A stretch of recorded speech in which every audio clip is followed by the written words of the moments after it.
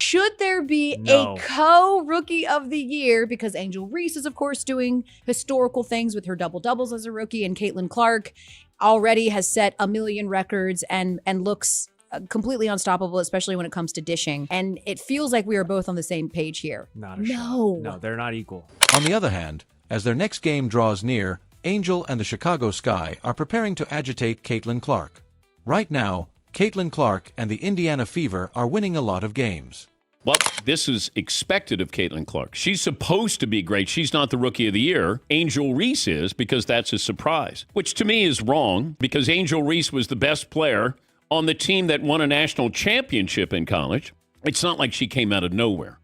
And she's been a really consistent player. Caitlin Clark has a bullseye on her back every single game. You must stop her. I don't think you look at Chicago and go, boy, if we stop Angel Reese, we're going to win. And that's why this is a silly argument. Caitlin Clark is the Rookie of the Year. They have an impressive schedule leading up to Caitlin's arrival, and their goal isn't just to sell more tickets.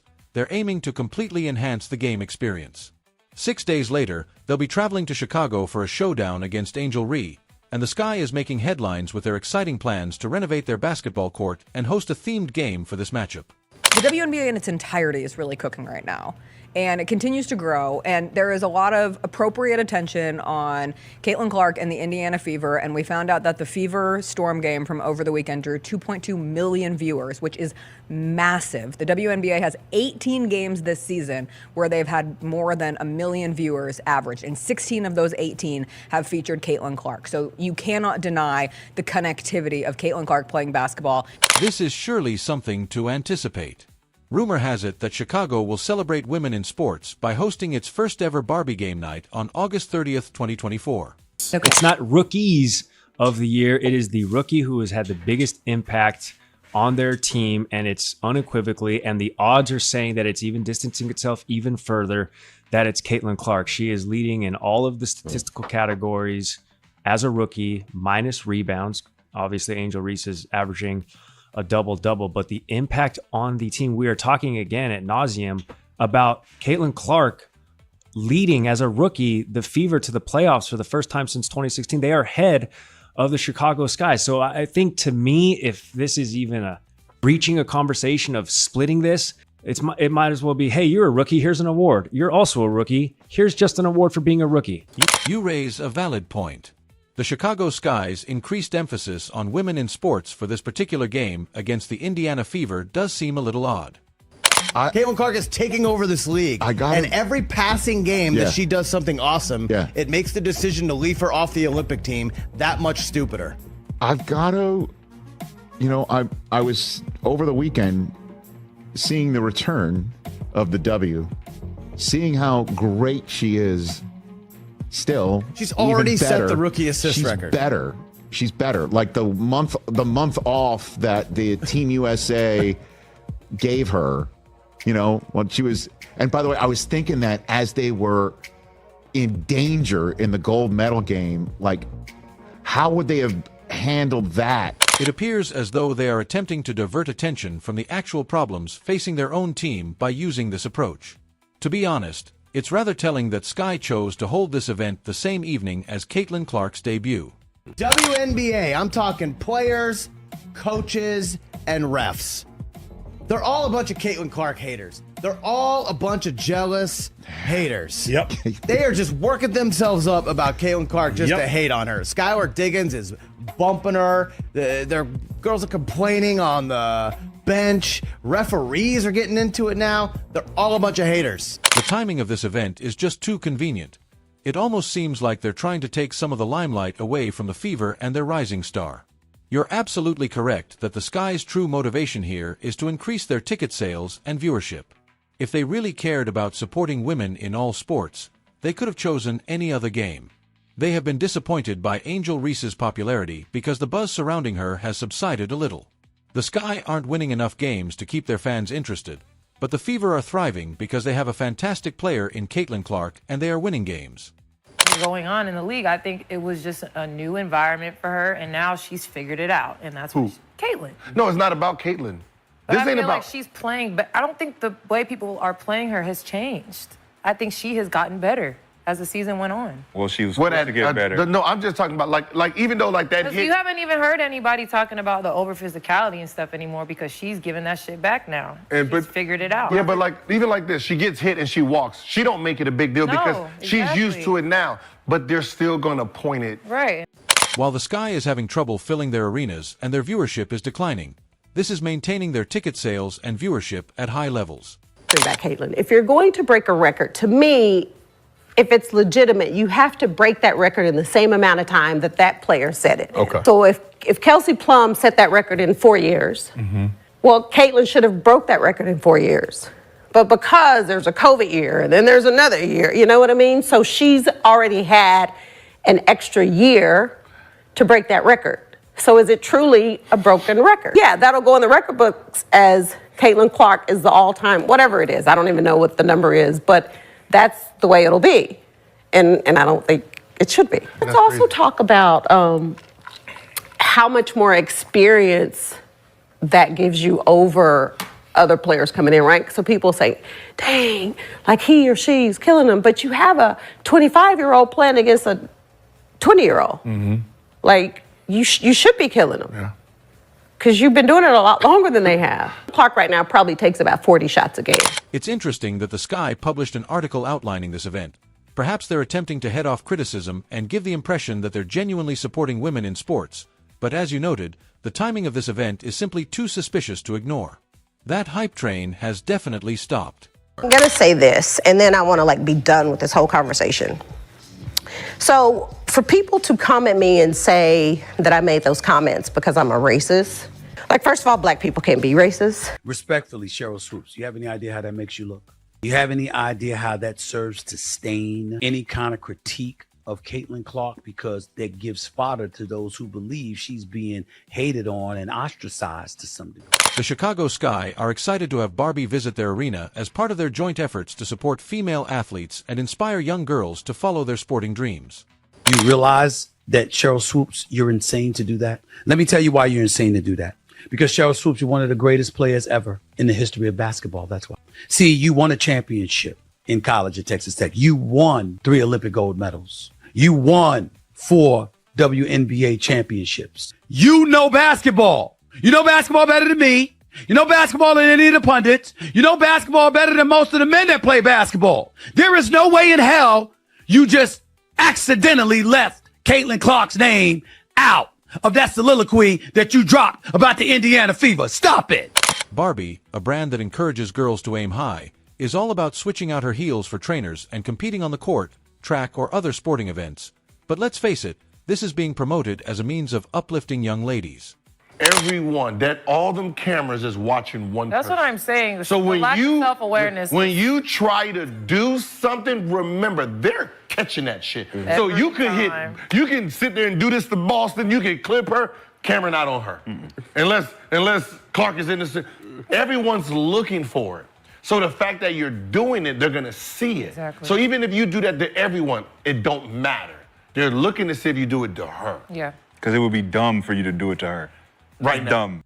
The story continues. As Barbie celebrates her 65th anniversary, the brand is encouraging fans from all teams to realize their potential by inviting them to join in a year-long celebration both on and off the court.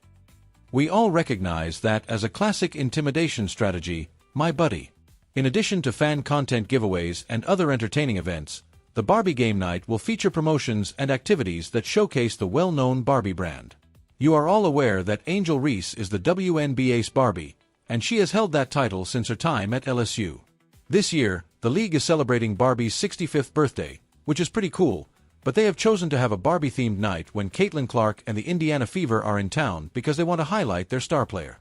Whole point of the voters is that you have to make tough decisions. And I do still think the decision is tougher than you seem to think. I still stand on the fact that I think that is Caitlin Clark because of all of the things that I've mentioned before, but because people don't really do their research, I'll remind them again, because it is harder to translate as a guard right away in the league, and also because of not just the historical stuff that she's doing, but because she is so integral to what the Fever do and the idea that she is, at the moment, leading her team to the postseason.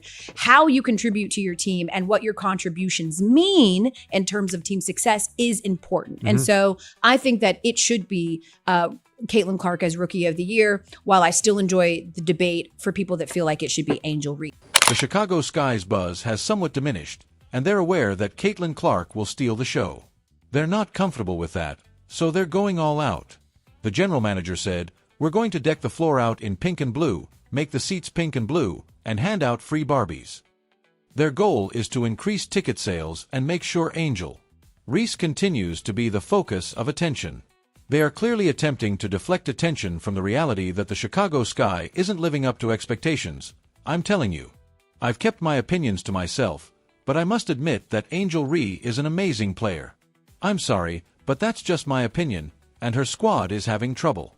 Remember what I said? Caitlin Clark and the Indiana Fever are coming to Chicago to dominate. They're going to get their asses kicked, and I'm telling you that they're only making things worse by turning the court like a Barbie dreamhouse.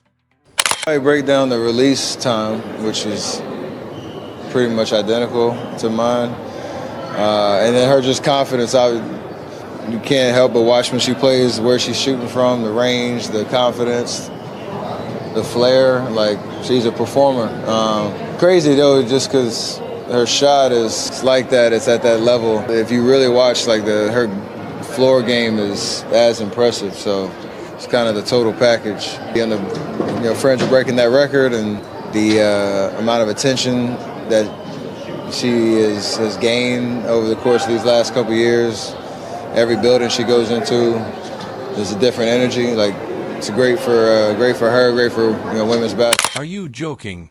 You could have done this at any other time, but you had to go ahead and do it just before the big game, which will inspire Caitlin Clark to get out there and rule your own territory. Take note of what I said, buddy. I'm going to remember August 30th for the rest of my life, and I might even go live for that game. I'm not kidding, though, because Caitlin Clark and the Indiana Fever are going to give them a beating they won't soon forget due to the nonsense the Chicago Sky is doing to sell tickets and keep Angel Reese's hype going. But let me tell you, this game is going to sell out, not because of Barbie Night or Angel Reese, but because Caitlin Clark is coming to town, and you better believe it. Canada to Saskatchewan, Canada. That's a long walk. We drove 23 hours. Whoa, hold on a second. 2C, let me guess. Caitlin Clark. In addition to surpassing all previous rookies in WNBA history in assists, Caitlin Clark is poised to surpass the league's overall single-season record. She made waves by setting a new record with 19 assists in a single game, but her impressive assist totals come with a price. She leads the league in turnovers, averaging 5.5 per game, and on July 14th, she set a new record for single-season turnovers, hitting 138. On his show, Skip Biss emphasized that although Clark has broken the turnover record with 12 games left, many of her turnovers are nearly spectacular passes. He praised her for leading the league in assists and making incredible plays, and as the season approaches its final stretch, Clark will try to lower her turnovers tonight. Clark's on-court performance is strong enough to keep her in the Rookie of the Year conversation. Since Minnesota is one of the top 3 teams in the league and Indiana is trying to raise its standings early in the game, Clark and the Indiana Fever's matchup against the Minnesota Lynx is highly anticipated.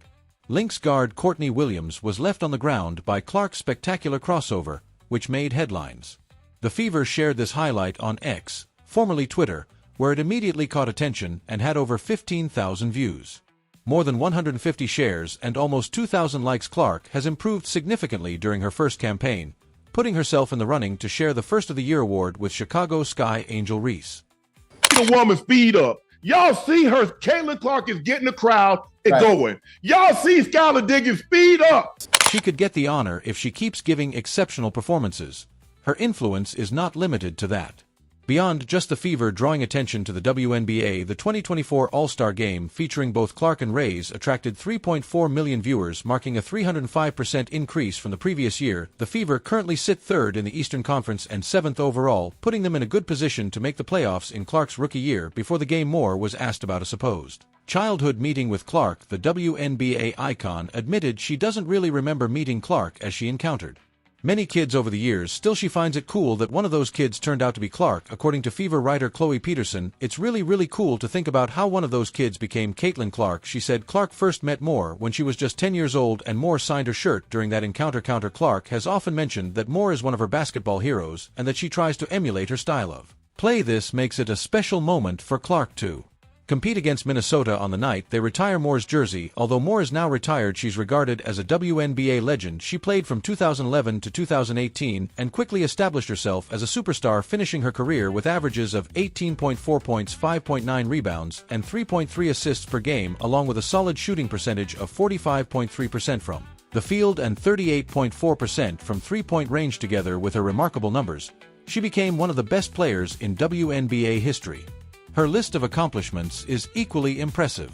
Moore won 4 WNBA titles, was named Rookie of the Year in 2011, made 6 All-Star teams, won 2 MVP awards in the 2013 and 2014 finals, and was chosen for the All-WNBA First Team 5 times.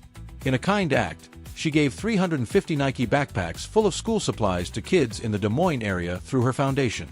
According to Keith Murphy of W13 News, the kids were beaming as they snapped selfies with Clark after getting their donations.